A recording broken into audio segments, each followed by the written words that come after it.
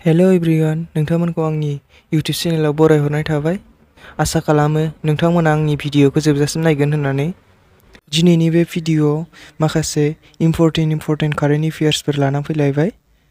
फैदो दानिया भिडिअखौ जागायलांदोनि। फार्स्ट कुइसन, बबे रायजोनि गभर्नमेन्टआ एसियानि गिबि ड्रन डिलिभारि हाबखौ फोसावदों?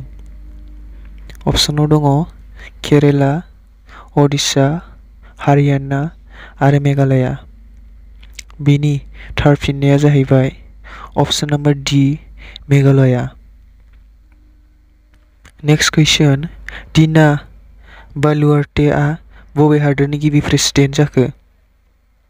अपसनाव दङ पोलेन्ड, पेरु, फिलिपाइन्स आरो पेनामा। बेनि राइट एन्सारा जाहैबाय अपसन नम्बर बी, पेरु। नेक्स्ट कुइसन, मनोहर देवादसआ गाहायनि बबे मोनसेजों सोमोन्दो दं? अपसनाव दङ राइटार, टिचार, सिंगार आरो प्लेयार। बेनि राइट एन्सारा जाहैबाय अपसन नम्बर ए, राइटार।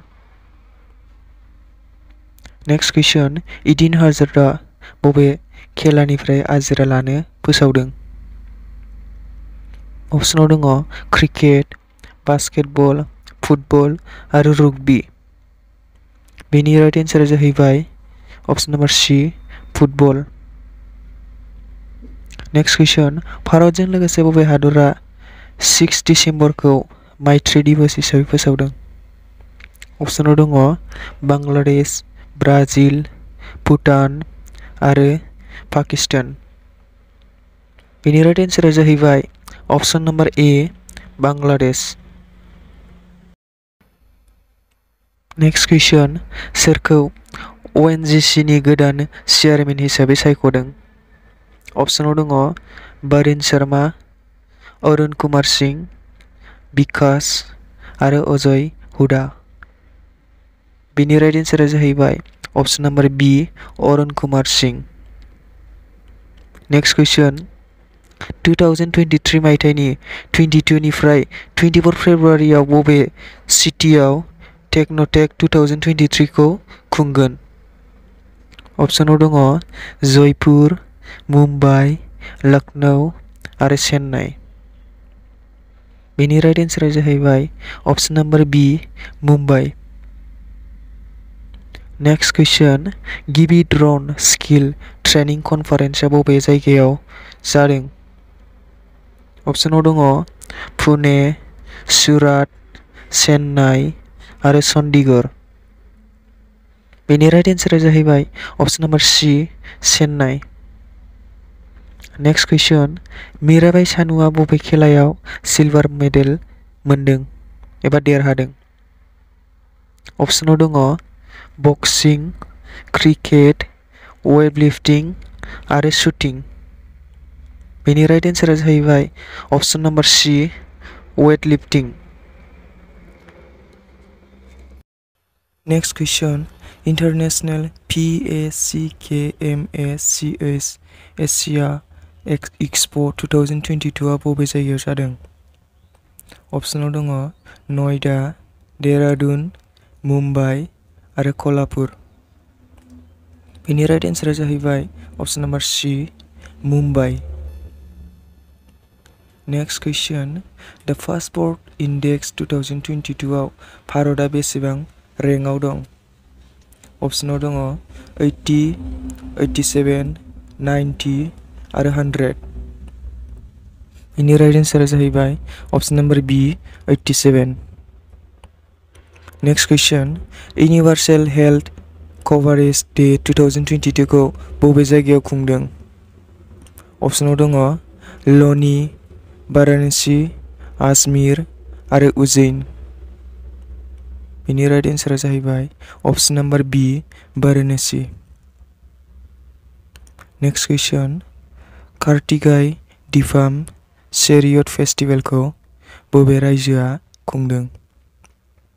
अपसनाव दङ केरेला, झारखन्ड, राजस्थान आरो तामिलनाडु। बेनि राइट एन्सारा जाहैबाय अपसन नम्बर डी, तामिलनाडु। नेक्स्ट कुइसन बबे हादोरा भारताव फैनाय थाव टेंकारखौ बन्द खालामदों? अपसनाव दङ कंग, टंग, टुनिसिया आरो तुर्की। बेनि राइट एन्सारा जाहैबाय अपसन नम्बर डी तुर्की। नेक्स्ट कुइसन जापान, ब्रिटेन आरो बबे हादोरा लोगो नांनानै 6th जेनेरेशन फाइटार जेटखौ बानायदों? अपसनाव दङ इरान, इराक, इटली आरो इन्डिया।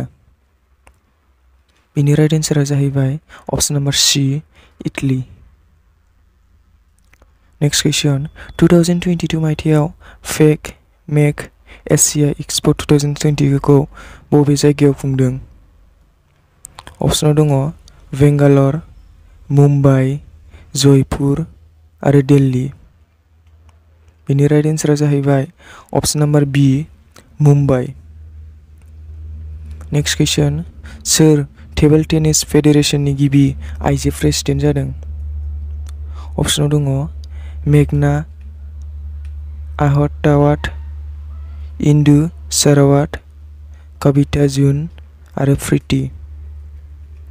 बेनि राइट एन्सारा जाहैबाय अपसन नम्बर ए मेघना आहतावात।